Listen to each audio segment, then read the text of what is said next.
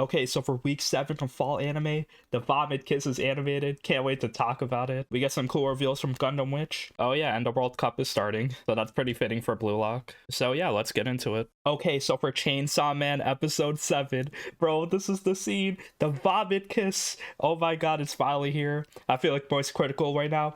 Woo! That's what we've been waiting for. That's what it's all been about. It's kind of like peak Kino. It's all here. The anime is kind of like basically established, and then everything else is just like cool chainsaw action. So yeah, we're in the hotel. Denji drops into the Eternity Devil's mouth, and then he kind of just whips out the chainsaws, fucks it up, just explodes out of it. Very cool raw graphics over here. The animators did really well showing the size of the Eternity Devil, but also Denji like eating it, killing it, drinking its blood, trying to like get back alive. Himeno, she sees that, yo, Denji, he's crazy. And we see kind of like a background with her teacher. So yeah, he's a cool badass blonde dude. He's seen some shit, and he's like, yeah, the only devil hunters that survive in this industry, they're the ones that are the craziest, because then even a devil doesn't know what to do with crazy people. And Denji is batshit insane, so he's just like attacking the Eternity Devil. We hear the ending 3, the song by Maximum Hormone, the rock heavy metal beat. The music was done so well, and basically yeah, Denji's fighting it, he's drinking its blood, so he's kind of reviving. And also, yo, Himeno's using her ghost to kind of revive Denji as well while he's getting killed. So it's all perfect. Our team is working together,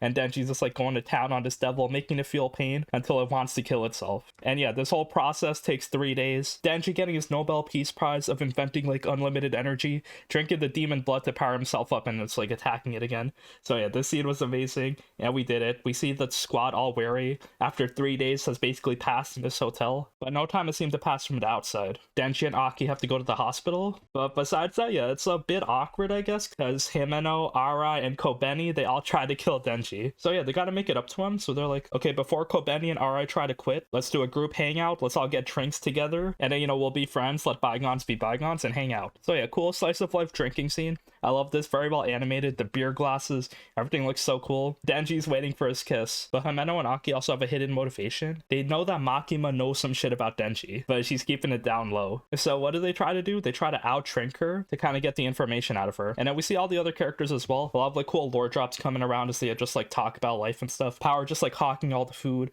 lying about her IQ. We see Kobeni, she has 8 sisters. They're talking about how a lot of people do die at a young age, so yeah, that's still a big deal. And then while Denji and Himeno, they're talking about the kiss, Makima shows up, so she came late. Yo, what is this about a kiss? So Denji kind of feels a bit shameful, like, bro, Makima's my girl, but I'm horny for Himeno. Who do I pick? But yeah, Himeno's all down for it. She's super drunk. And finally, while everyone's kind of relaxed, Aki and Himeno are like sort of passed out. They try to outdrink Makima, but Makima's a champ. Himeno kind of wakes up and kisses Denji. Bro, kisses with tongue. This is the scene we've been waiting for. And yeah, it's a good kiss. You know, the tongue is there. Denji really likes it, but he sees that something's wrong. It's too warm. Something's flowing down his throat. It's vomit. So the Geru kiss right here, they censored the vomit, so it's not too raw. But bro, when you see Denji swallowing that shit, I was very uncomfortable. Like, yo, Power said it well. Like, Denji swallows everything that has nutritional value in it. So while he gets the kiss, he swallows the vomit. And bro, my dude is sick now. So yeah, he goes to the bathroom and Arai kind of helps him just throw up in a toilet, takes care of him, pats his back. And yeah, it's like a cool bonding moment with everyone. Even though the vomit kiss was here, well animated, poor Denji. We see a flashback of him and Pochita talking about like, oh, the rats are eating vomits, yo, how pathetic. And it happened to Denji, but he did get his first kiss, a kiss that he will never forget. And yeah, we kind of end the bar scene there. Everyone's like chilling, hanging out, and going home. But wait, what happens after? Denji's not going home with Aki, he's going home with Himeno. Holy shit. So we get this kind of like ending cliffhanger. Denji's like, water, what's happening? He's like dizzy, confused. Himeno drinks some beer, makes out, and drops that in his throat. Now Denji's super dizzy, super drunk. My dude is 16 years old. Himeno is speedrunning the pedophilia. We thought Makima was the big groomer, but Himeno's taking all that to herself. But yeah, we see Himeno's like very much in love with Aki. She doesn't want him to die, but she's like super drunk and like very open. So bro, why can't that be me? Himeno, why can't you throw up in my mouth? Also, we do realize that Himeno did kiss everyone in the table. So yeah, that is pretty interesting. But yeah, big cliffhanger as she's in bed with Denji, just like wearing her undershirt, so revealing. And she's like, Denji, you want to do it? You want to fuck? And yeah, we end it there. We get the ED. Bro, I love this ED. The visuals were so sick. The song was very chill as well. Just like, GE-GE-GERO CHU.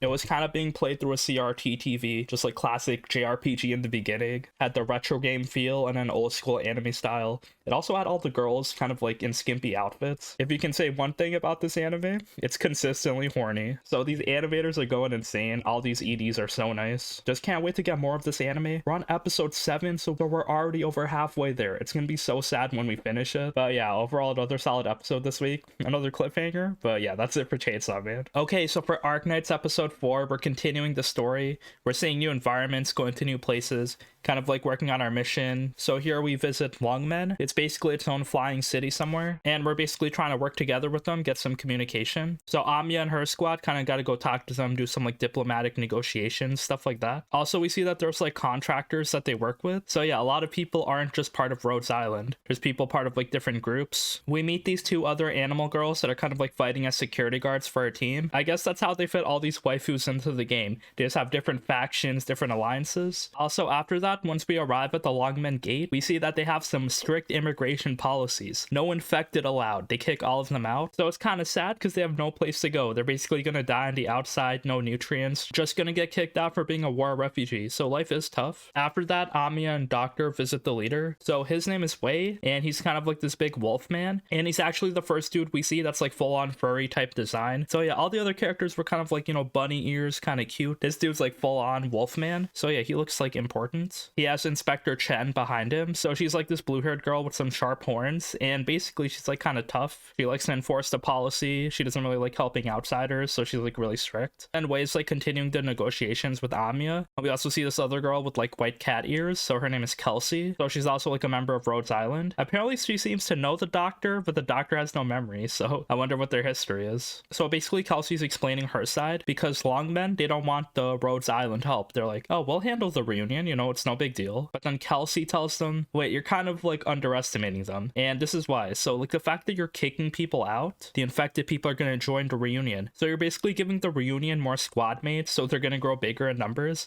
and they're just going to fight harder. After that, she also explains that they're more powerful than it seems, and then Amiya is the one that says this. So Amiya's like, we've met their leader. Okay, she's actually fighting in the front lines, bro, shit's over. So we realize that Tallulah is the leader. Big Fire Girl, she seemed like a general, not a leader, because it feels like Tallulah seems to just want destruction. Like, she's probably not involved in like the cure of the disease. She probably doesn't care about that, so there's probably some like more deeper motivations in there. But yeah, the fact that Tallulah is the leader, Amiya names drops it, Wei kind of like pauses. So we realize that this is actually a big problem, and they need Rhodes Island's help. They need people to ally with. So Amiya's negotiation succeeds. So they kind of sign a contract together, a mutual agreement, but it's under 2 clauses. So the first one is Rhodes Island has to help eliminate all the reunion. Okay, no exception. So yeah, they basically have to do their job. But then the second clause is mysterious. Wei says, I'll tell you once we finish the first clause. But then Amiya's like, okay, let's get a third clause where each new stipulation has to be agreed with both parties. So it's kind of like a good safety net, so like both sides don't really get screwed. They both have to agree. And yeah, basically we finish this part of our mission, get some allies with Longmen, and there might be like some reunion battles stirring in the future. Also after that, Amiya and the doctor kind of like explore the city. We see that there's like a lot of slums and kind of unregistered infected people. And then we see this other girl, Misha. So she's actually being chased for being infected, but she's also taking care of all these little kids. So yeah, Misha is on the run. Amiya and the doctor kind of look for her because the little kids ask for her, and we kind of find her inside this warehouse. But basically she doesn't really want to trust the Rhodes Island group, which is like, you know, pretty smart. You know, don't trust anyone that's like offering help. But then Amiya's like, okay, look, I'm infected too. So yeah, we meet another girl, Misha. She seems kind of interesting, probably gonna be a part of Rhodes Island, but yeah, I guess we'll see. And yeah, that's kind of it for this episode.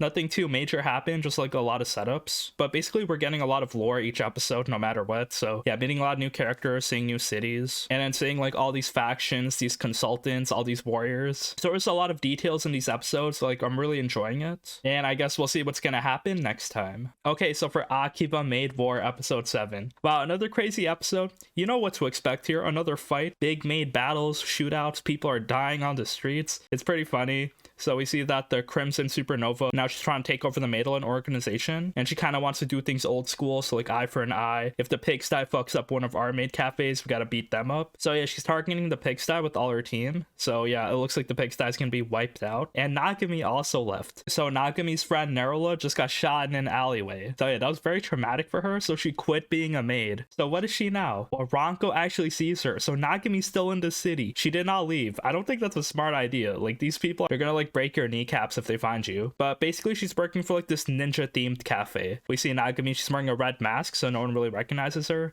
But Ranko sees like her hairstyle coming out of her mask, and then she doesn't want to reveal her identity, but her voice kind of gives it away and everything. So basically, our mission, Ranko has to kind of convince her to join the Maid cafe again because they really miss her. The problem is, yeah, she's been traumatized. She's not a maid anymore. She's a ninja. So yeah, kind of leave her alone. But yeah, it's really sad seeing like she was like really pure, good-hearted, and now like all these maids are kind of like fighting. It was her dream to be a maid, but this dream is just covered in blood and the bodies of her best friend. So yeah, like the first half of this episode was like soul searching for Nagami. You also see some of Nerula's favorite customers come into her ninja cafe, and then they kind of like give her a picture of her. She's like, I think your way of thinking is good, Nagami. I think you're gonna bring a change to the maid world. Also, Nagami realizes that in order to keep things the same, you also have to change yourself. So it's kind of like, yeah, the more things change, the more they stay the same type of thing. So you gotta adapt to the new maid lifestyle. But yeah, basically after that, the war on pigsty goes on. So the Madeline team are kind of storming the pigsty like late at night. All the strong badass maid fighters were in their sexy outfits. So it was really funny. Our team's kind of outnumbered. We only got like 5 people, and like out of them, only like 3 people can actually fight. So we see them kind of like setting up traps. Basically, their maid cafe's like on the top of the building, so they kind of like blockade the doors, throw stuff down the stairs, and basically like shoot people in hallways. Ranko's doing a good job. Soya's out there fucking shit up, and all the other girls are like kind of fighting back. Yeah, the problem is they are outnumbered, so like the bullets keep flying. It's like really dangerous. And then once it's looking like our mates are cornered, Nagami comes in through the elevator. She dresses in her ninja outfit, throws smoke bombs, kunais, ninja rope. She's like releasing her Naruto Date Bio out here. And basically, yeah, she doesn't want to be a ninja anymore. She wants to be a maid, but she's still fighting like a ninja. And yeah, now our maids get the upper hand. They're kind of shooting down all the other maids. So it's like a big bloody battle. We see the panda also taking care of things in the outside. So bro, he's also murdering these maids. We need to know more about the panda, bro. Why is he so bloodthirsty and working with our team? But yeah, after all of this happens, we see the Crimson Supernova. So Nagami still has unfinished business with her. They kind of run away, and then Nagami chases after her, and then we see that she's like chilling in a park. So then yeah, Nagami wants revenge, but she also realizes that I'm not going to kill you, I'm going to do things my own way. It's kind of like contradictory to your actions though, because a lot of these maids have been murdered. But basically she cock no jutsu, like says, oh, I'm not going to forgive you, but I'm not going to kill you type of thing. The Crimson Supernova feels defeated, and yeah, she doesn't want to argue with Nagami, so she like walks away all like injured, and we kind of end it there. We beat the Madeline cafe. No one's really bothering us. The Creatureland group doesn't really hate us anymore. Well, there's kind of like an epilogue in this episode that kind of like explains who the next villain is gonna be. So yeah, first of all, Manami, she gets shot down by her Madeline cafe. They don't want her anymore. They're kind of using her to like start this fight so they can like merge with the Creatureland group. So it was supposed to be a mutual agreement between both of them, but then the Creatureland group kind of betrayed them, and since the Madeline group's best fighters were killed by the pigsty, they had no way to retaliate. So then the Creatureland group owns Akiba. It's like a monopoly of maids, so whatever they say go, they kind of run the city now. Also, we see as the Crimson Supernova died, it was so bloody and brutal. They just shot her 50 times in like this huge bloody Tarantino scene, and then they kind of like stuff her in a barrel and throw her under the river. So yeah, basically new villain established. You know, this maid life, it's not really easy anymore. There's a lot of like politicking and business happening in the background. So yeah, I guess we'll see what's gonna happen in the future, but yeah, Nagami got her bit of character development this episode, and I'm looking for her and Ranko doing more main character things. Okay, so for Bocchi the Rock episode 7, another cute episode. Here are the band members, they visit Bocchi's house, which was kind of unexpected. Like, that's like a big leap for her. She actually getting friends invited to her house. And we see that her family is like very attached to her, like very kind of cute, but also tease her a lot. So yeah, they'll also play a part in this episode. But yeah, it's like very interesting because Bocchi's kind of hyping herself up. So yeah, she puts like this whole poster up on her house, like welcome band. And once Nichika and Kita knock on the door, we see Bocchi with her star sunglasses, a mustache, putting some confetti up in the air, like, yo, it's a whole party. But the joke kind of falls flat, so they're just kind of being nice to her, like, oh, yeah, you look pretty excited, Bocchi. Oh, we also see that Ryo's not there, so yeah, she was just like busy doing her own thing. But yeah, Bocchi's here with her two friends, and instantly once they see her room, it's like there's also like these weird decorations up. They see it's like a little weird because there's like seal, like curse signs. There's also like all these pictures printed out of Bocchi and them in their first band picture. So yeah, the vibes in this room is kind of weird. Bocchi goes downstairs to get them drinks, and then Bocchi's sister comes in, Futari, and also their dog, Jimmy Hen. So yeah, they revealed this name last episode, so the dog is actually Jimi Hendrix, which is kind of cute. But yeah, Bocchi's sister does anything like a little sister would do, just like embarrasses her and just like exposing Bocchi. So yeah, she tells her sister to leave, kind of offers her ice cream, and then yeah, they start hanging out at Bocchi's room. So they're not here just to hang out, they have a serious mission. So they have to make some band merch. So here they have to make t-shirts, basically because like when they were performing, they just wear whatever, Bocchi's tracksuit, school uniforms. So they're like, okay, let's have a band t-shirt. So yeah, they just like kind of brainstorm t-shirt designs. It's kind of like traumatic for Bocchi because anytime something social is like mentioned, Bocchi just like goes into her own world and like crumples up. So in the end, they couldn't really design a successful t-shirt idea. Also, after that, Bocchi's family gets involved. They see that Bocchi does have friends. These are not imaginary people. So yeah, Nijika and Kita, they start talking. Also, we see that Bocchi's dad is like a huge chef, making all these like cool, nice anime foods, fried chicken, pizza. It looks so good. And yeah, Bocchi's family's super supportive. They're like a bit worried about her because yeah, she has like big social anxiety, but now she's joining a band, having fun with all these people. So yeah, her life has been changing. And yeah, we did it, just like a nice day of hanging out. Also, the next day in band practice, they realized that since their t-shirt ideas were bad, they go to the default design, which is honestly pretty nice. It's just like a black t-shirt that says Keisoku band on it, with like the picture of a zip tie in like white font. So I'm like, yeah, that's like a simple, minimalistic but effective design. Like, I'd rock that shirt. But yeah, Bocchi's still a bit negative because there was like reports on the news that there's like a typhoon coming in. So they're like, yeah, let's make rain dolls together to kind of ward off the rain. So yeah, they do it in preparation of the concert, and everything's looking good until we get a cliffhanger end of the episode on the day of the concert. Bro, this moment,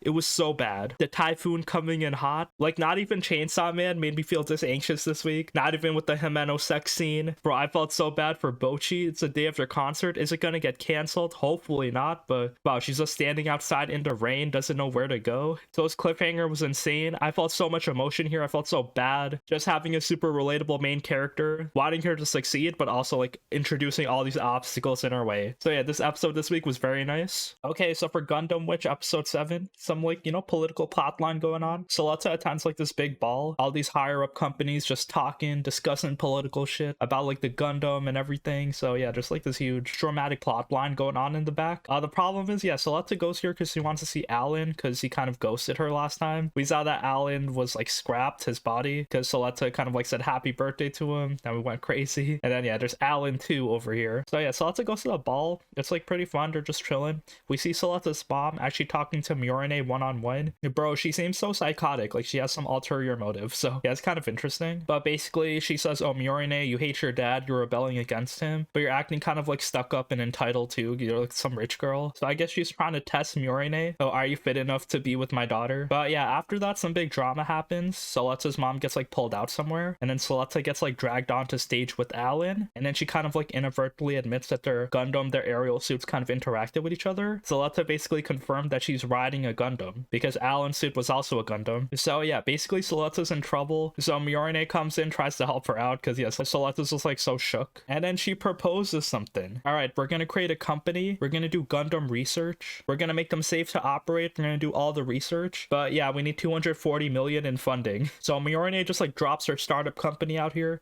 asking all these people on stage, oh, okay, whoever wants to invest, go. But yeah, no one's investing, no one's trusting her company. So yeah, Miorine is getting desperate. So this is what she does. She goes up to her dad, and yeah, they had a rough relationship, but yeah, she asked her dad for funding. Now it shows that these characters are like a bit complex. They do try to help each other out. So basically, yeah, once the dad provides some funding, everyone else is trying to kick in. So yeah, it looks like Miorine is trying to found a new company called Gundam Inc. Soleta's mom also shows up at the end of everything once everything's solved, and then she's like, yeah, I've been lying to you, Soleta, my bad. Your aerial suit is actually a Gundam. So yeah, apparently that's a big deal. We get the end credits there. So yeah, pretty funny, interesting episode. We're leaning really hard into like the politics, all these like families running the businesses, and it looks like Soleta's mom also has like some hidden agenda for revenge. So yeah, we'll see what happens as we kind of continue the season. Okay, so for Blue Lock episode 7, yes, the match is continuing. Team W versus Team Z. So basically it's is kind of tough right now. We're down 4-3, so we need 1 goal to tie it. And if they make any shots, then we're just out of the tournament. We got betrayed by Kuwan, so we're playing 10-on-12 soccer out here. The odds are stacked against us. So yeah, Isagi has the ball right now. And then yeah, we see Chigiri. So yeah, this episode's all about Chigiri. It's no secret that he's gonna unlock his special skill, his weapon, and kind of carry the team. So yeah, his skill is that he's super fast. This man is the Flash, and he was a prodigy. When he was younger, just like he outran everyone. And in the high school team, he played with the two brothers, and they just hated how good he was. But yeah, the problem was he tore his ACL one time. The doctors were like, yeah, he runs really fast, his muscles developed in a certain way. If he gets a similar injury, bro, he's done. So he does have a second chance. He goes to like physical therapy, rehab, all that. He still has like that mental block. So yeah, a lot of athletes go through that. So yeah, this game was 10 versus 12. It's basically 9 versus 12 at this point, because Chigiri's is like standing still. He doesn't want to run. And Isagi only has one thing on his mind, to make a goal. But he can't really smell any goal. All his teammates are kind of trapped. And then Isagi's like, okay, I'll put this in my own hands. So he tries to dribble the ball, but he can't really do anything himself. But then Chigiri sees how hard Isagi is working. It's kind of like the generic, he's powering up. But yeah, they still made it really hype. So basically like the imagery, he had chains on his knee. He's like, oh, Isagi reminds me of how I once was. There's 5 minutes left until the end of the game. I can quit soccer, but no, I can't go out like this. So yeah, right at the last moment, Chigiri, he runs, he unleashes his speed, unlocks the leg. So yeah, finally we got him to carry. And Isagi's like, oh, I smell a goal. So once he recovers the ball, he kicks it on the other side of the court. No one is there. Who is he passing it to? Well, Chigiri just like runs full speed onto it. No one can catch up to him. Everyone's so surprised. It was just a really fun scene seeing him run through everybody. And even when they try to foul him, he just jumps over. He looks so skilled. And basically it's one-on-one with him and the goalkeeper. So Chigiri basically ran all the way there. And finally he does like a jumping kick shot, taps the ball into the goal. So yeah, we did tie. We didn't win. We didn't really have enough time. So yeah, it was a pretty interesting match. You know, Kuwan was the sus. And it's funny seeing Team W beat him up. Also, the fact that they drew here, it doesn't mean they're out of the tournament, but it's still very close. Like a draw is better than losing, but it's still not that good. So then after that, everyone's kind of like hyped up, excited. Chigiri's finally back to normal. So yeah, our team's got to prepare for the next match. It's with the undefeated team. So yeah, this team is 3-0. Their whole squad seems so dangerous. We see 3 of these characters towards the end of the episode. They're kind of like eating in the cafeteria, and Kuwan's begging to like join them. So yeah, the other team's basically insulting Kuwan. So these 3 guys look pretty strong. They're obviously like the main players that we have to watch out for. And we see in their Blue Lock kind of title introduction, all of them have like 5+ goals each. So already that's a lot of goals. So this team is like very tough. I wonder how we're gonna face off against them. Like I feel like we won't win because our team is still kind of dysfunctional. But overall, it looks like we've forgiven Kuwan. We need him in our team to win. And besides that, Isagi's still like a good main character, a good leader. And I'm excited to see this anime unfold. This season has been really hype. I haven't really been disappointed in the episodes at all. Some of them have been a bit predictable, but overall, yeah, it's like a good show to watch. Okay, so for Mob Psycho 100 Season 3, Episode 7. So yeah, this is a chill episode. I liked it, you know, after Dimple died last episode. We need some like nice funny episodes to relax with. So here we see like the telekinesis group. It was kind of like the group that Mob was chilling with, but no one really took seriously. And then the Body Improvement Club kind of took over the room. But yeah, basically they're kind of like graduating soon. They're taking like their entrance exams. So yeah, 2 of their members are gonna leave for high school. So here Tomei, she's like the leader of the telepathy club, and she's like, yo, the fact that we're leaving soon and we haven't like really seen a telepath, like don't you feel kind of let down? Like shouldn't we actually look for one? Wait, what? That's what this club was about? I thought it was just like chilling. So Tomei feels kind of let down. She was really serious about telepathy. It was more of like an occult type of club. And, you know, I don't blame her. You know, psychic powers do exist in this world, but no one in the club really knows what to do with that. So Tomei kind of like leaves angrily, and then the club members are like, okay, we gotta find a telepath. We gotta like kind of like make her happy. And you know, what telepath do they know that's nearby? Well, it's Mob. So we see a Mob out here with his little brother. They're like, Mob, we need you to help us. But the thing is, Mob is he can't read people's minds like that, even though he can do like everything else basically. But then he does know a telepath. So it's like the 2 twin brothers, the one with like the Minecraft head and the other circle head. I think they're like the Shiratori twins. But yeah, basically their telepathy, it only works between the 2 of them. So they can only talk to each other. They can't talk to anyone else. So yeah, Mob, he's like, oh, I can offer a solution. I'll imbue my power into you so you can send telepathy waves like throughout the city. And basically, yeah, if there's any telepaths nearby, they're kind of like gonna investigate the source of the sound. And yeah, problem solved. We won't have any regrets after joining the club and graduating. But then as they're doing this experiment inside the club room, Takenaka comes in. So he's like this new character. We've kind of like not seen him, but basically he was a former member of the telepathy club, but then he left because it was like too lame, and he joined the tennis club. So yeah, what is he doing here? He is the telepath. He's kind of like keeping it down low, but then the waves are so loud that he kind of yells, and then yeah, they realize that he is the telepath. And it's kind of like a classic story of telepathy. Like, why is he keeping it a secret? Basically, yeah, it caused him a lot of trouble in life. His parents got kind of offended, and once his power got even stronger, he can kind of like influence people's thoughts. So basically, he thought his power was just like too OP. He didn't want to abuse it, so he started wearing earplugs, and that kind of like suppresses his power. And he joined the telepathy club because he wanted to see more people like him. But yeah, these dudes were just like big chillin'. They didn't have powers besides Mob, so he just left. But then Mob kind of relates to him. It's like hard having all this power, and I think he reads Mob's mind. So we don't know what that's about, but maybe Mob like said something to convince him. And yeah, they become friends, and then they have a plan to kind of go UFO catching and bring Tomei with them. She kind of doesn't want to go, but then she attends anyway. And then yeah, Reigen's the designated driver, kind of driving them off to the mountains. Problem is, as they meet with Tomei the next day, Reigen wakes up late, so he's rushing trying to like pick them up because he doesn't want them to leave, be impatient, and kind of ruin the trip. But then also Takenaka shows up late as well, so it kind of works out because then he shows up late, and then no one realizes that Reigen's showing up late. So yeah, everything's working out for Reigen. He's like your dream con man, just like lucky at every stop. Also, it's kind of funny because like I wonder if Takenaka would read Reigen's mind and realize that Reigen's just a huge fraud. Probably not, but yeah, at the end of the day, they all kind of go into a car together, and we kind of end the episode there. So yeah, nothing big really happening, just like a setup. But yeah, I love these chill episodes. Comedy was on point. Also, there's some theories. I don't know if this is like a spoiler theory or something. Oh, we've seen that Dimple, he kind of flew with the giant broccoli into space. So Dimple isn't confirmed dead.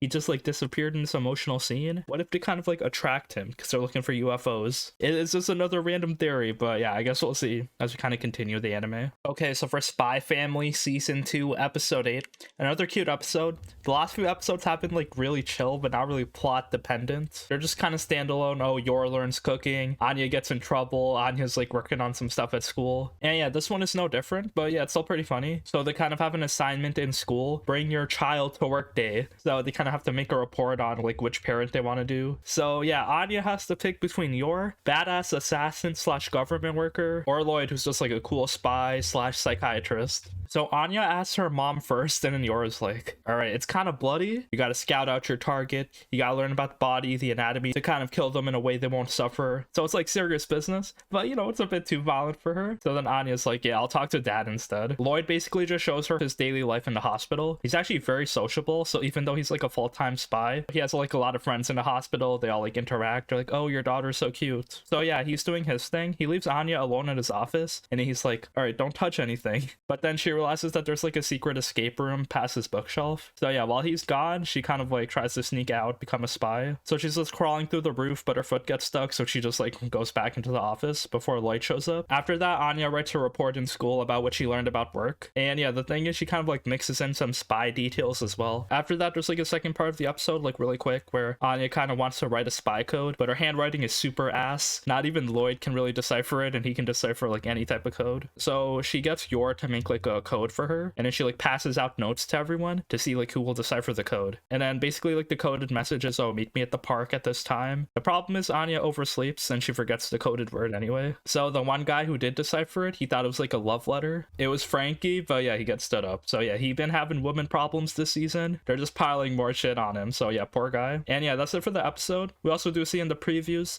we're gonna meet a new character finally. Yo, maybe she'll do something. It's this white-haired spy lady that works with Lloyd. So yeah, I guess that's gonna be pretty interesting. Spice up the anime. And the season's over very soon, so yeah, I kind of want to see more developments in the future. Okay, so for To Your Eternity Season 2 Episode 5, we get some like interesting reveals here. So very quickly, yeah, basically we see Fushi and Bonchan traveling. They have her whole squad together. Kahaku's there with also all the Guardians. And yeah, basically going on adventures, going to cities, helping people. Fushi spreading his influence, giving people prosthetic legs, helping them out with weapons and money. And he kind of wants to learn more about love. So they go to a city one day to kind of explore. Kahaku gives him a book about like learning about love, and then Fushi also sees a doll. Oh, I really want that doll. I'm in love with that doll. So he's kind of slowly learning about like other stuff about human life. Oh, also interestingly enough, we see that Iris, he's like the dude that was in love with Bonchan. Apparently he's actually a girl. Also, some other stuff that happened in this episode, we learned that Fushi, he can create clones of dead people, and these clones are basically brought back to life. So Fushi the immortal, he can just like make other people immortal as well. Fushi doesn't really realize this power himself, the fact that he can revive people from the dead. He just thinks he's making empty husks, so he doesn't really use this power. And then Bonchan kind of realizes it. He wants to reveal it to Fushi, but he realizes that if he does tell Fushi about it, Fushi's gonna give up with his mission. He's gonna hang out with all these characters that he missed before, like March, Perona. So there's a lot of implications in this episode. Basically, the only problem is that you're gonna get older, so yeah, you can still die of old age. But yeah, besides that, yeah, this is a very big juicy reveal. Bonchan wants to keep it a secret as of now because yeah, Fushi's not ready to learn this, and Bonchan wants to use Fushi. He sees that the Black Hooded God is also using Fushi, so he's like, yeah, let's just use him together. And then also at the end of the episode, Kahaku,